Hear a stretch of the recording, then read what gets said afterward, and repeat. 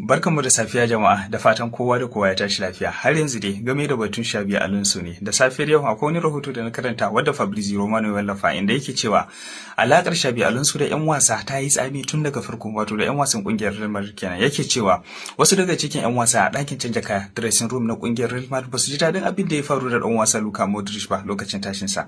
Fabrizio ya ce shi ɗan wasa Luka Modric ya shirya karɓar sabon kwangila don ya ƙara shekara guda tare da kungiyar Real Madrid, amma Xabi Alonso da kungiyar Real Madrid sun ki amincewa, su suka yanke hukunci ta daban, wato ta amfani da matasan 'yan wasa.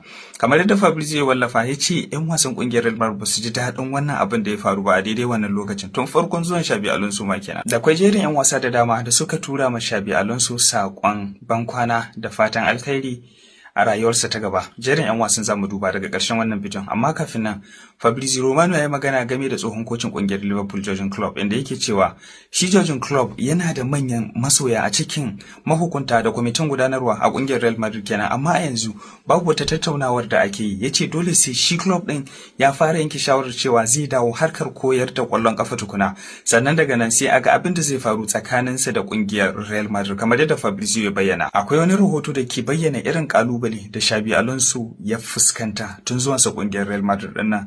Kun ga da akwai maganar dan wasa Valverde na saka shi a right back da ya ta korafi, ga maganar sabani da ya kasance tsakaninsa da dan wasa Vinicius Junior fafatawar La Liga wasan sa ƙungiyar Barcelona lokacin da aka cire dan wasa Vinicius Junior daga wannan sabani da aka samu, inda ƙungiyar Real Madrid maimakon ta yi magana ta ce ta bar maganan kawai Xabi Alonso yayi magana tsakaninsa da dan wasa Vinicius Junior.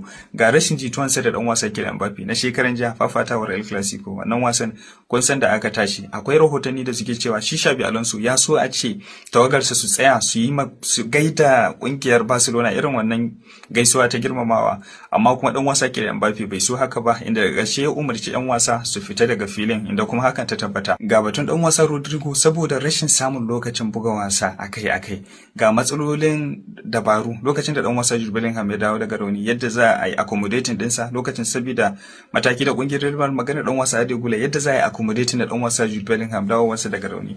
Ga maganar wasu 'yan wasa daga cikin kungiyar Real Madrid ba su jin daɗin irin suna ganin kamar Xabi Alonso yana da matsin lamba, yana da buƙatuwa sosai mai tsanani. Ga kuma maganar dan wasa, shi dama Xabi Alonso in ba kuma ce bai na buƙatar a ƙaro dan wasa da yake cewa yana buƙatar creative midfielder.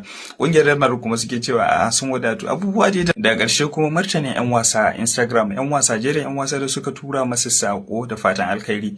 Da farko akwai dan wasa Camavinga ya tura masa sako na bankwana da kuma fatan alkhairi a mataki na gaba.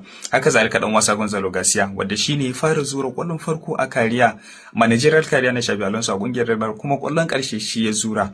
Sannan dan wasa Antonio Rudiger shi ma ya tura masa sako na bankwana da fatan alkhairi a mataki na gaba. Haka zalika dan wasa Alvaro Carreras ya tura masa irin wannan sako. Dan wasa Thibaut Courtois shi ma ya tura masa wannan sako na bankwana da fatan alkhairi a matakin sa na gaba. Haka zalika dan wasa Federico Valverde ya tura masa sakon bankwana da fatan alkhairi a matakin sa na gaba. Dan wasa Rodrigo shi ma ya tura masa sakon bankwana da fatan alkhairi a mataki na gaba. Dan wasa Raul Asensio haka zalika dan wasa Dani Ceballos shi ma ya tura masa sakon bankwana da fatan alkhairi a mataki na gaba. Dan wasa Aurelien Tchouameni shi ma ya tura masa wannan sakon. Haka zalika dan wasa Dean Hussein ya tura masa wannan sako ta bankwana da fatan alkhairi a mataki na gaba. Dan wasa Arda Güler shi ma ya tura masa sakon bankwana da fatan alkhairi a mataki na gaba. Daga ƙarshe kuma dan wasa Kylian Mbappe shi ma ya tura sakon sa na bankwana da fatan alkhairi a mataki na gaba. Kamar yadda ya wallafa shafin sa na Instagram, inda yake cewa lokaci ne gajere amma abin alfahari ne buga wasa a ƙarƙashin ka da kuma koyo daga gare ka. Yace nagode da ka bani ƙwarin gwiwa tun ranar farko. Yace zan rinka tunawa da kai a matsayin kocin da ke da tsare-tsare masu kyau kuma ya san abubuwa da yawa game da ƙwallon ƙafa. Kylian Mbappe ya ce fatan alkhairi a matakin ka na gaba, kamar yadda ya wallafa a shafinsa na Instagram.